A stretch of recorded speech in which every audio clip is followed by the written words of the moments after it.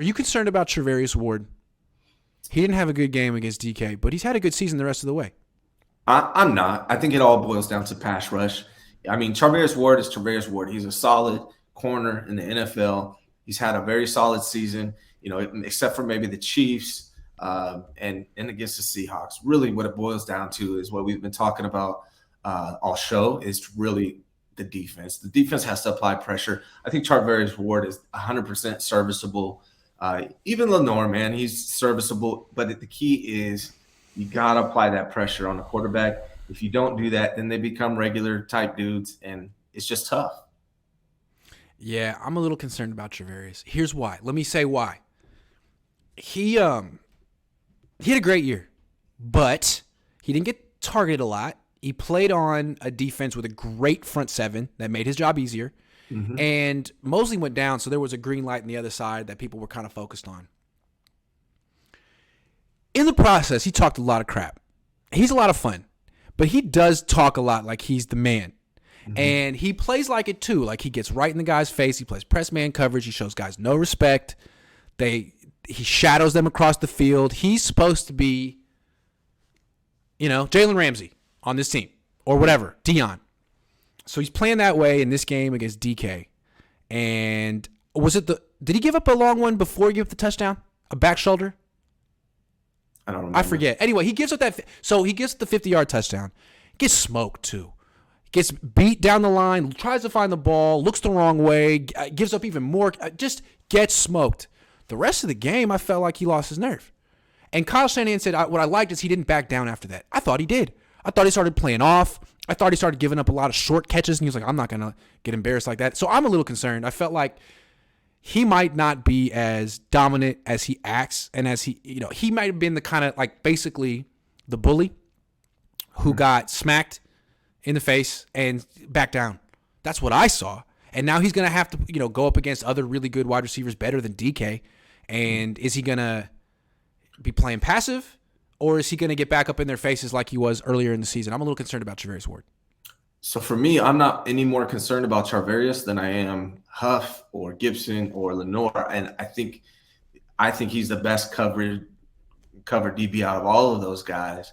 It's just, again, when there's not pressure on the quarterback and you're making him having to cover top end wide receivers for long periods of time, he's going to struggle. I mean, DK Metcalf is a good wide receiver. Now, if you think about Charvarius, they played the Seahawks 3 times this year. Charvarius won 2 out of 3 of those matchups. Mm-hmm. He just lost this one on Saturday. Right. In the playoffs.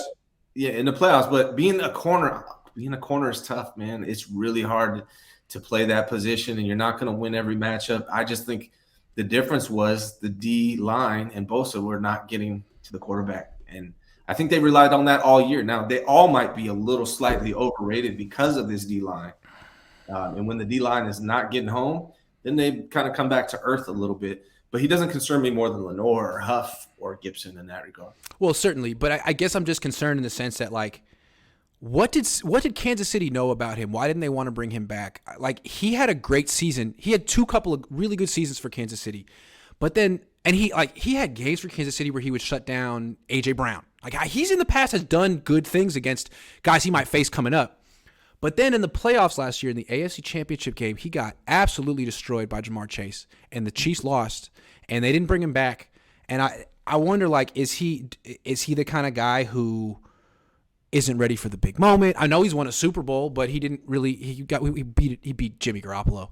Like, yeah. What's going to happen if he's facing a quarterback like Mahomes or Josh Allen? I mean, Mahomes went after him too. The Chiefs were not scared of Charvarius Ward. The Seahawks were not scared of Charvarius Ward. Teams have been scared of Charvarius Ward. I wonder if teams look at this tape and they're thinking, I mean, we got an elite wide receiver. Why are we scared of him? Yeah.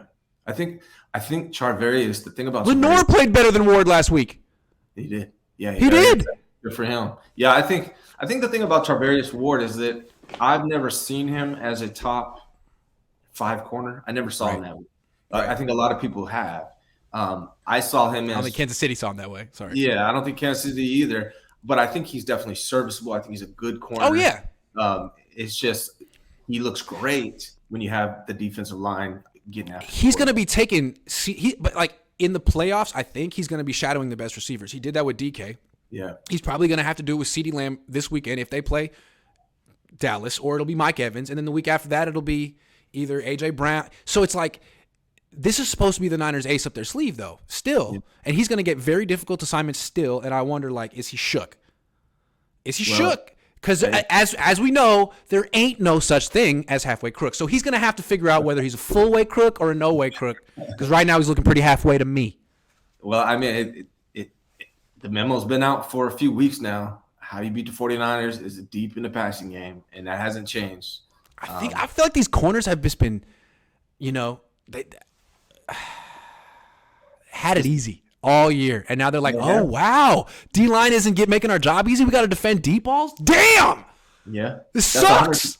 That's 100% accurate, man. That's 100% accurate. It's the D-line, and not only that, the front seven in general, just playing lights out, has made the 4 guys in the back made their life look great. Yeah. You telling me Hufunga's an all-pro? I'm sorry. Good player, nice story. Like, got a good season as well. Yeah. Slow. But yeah, I feel you on that.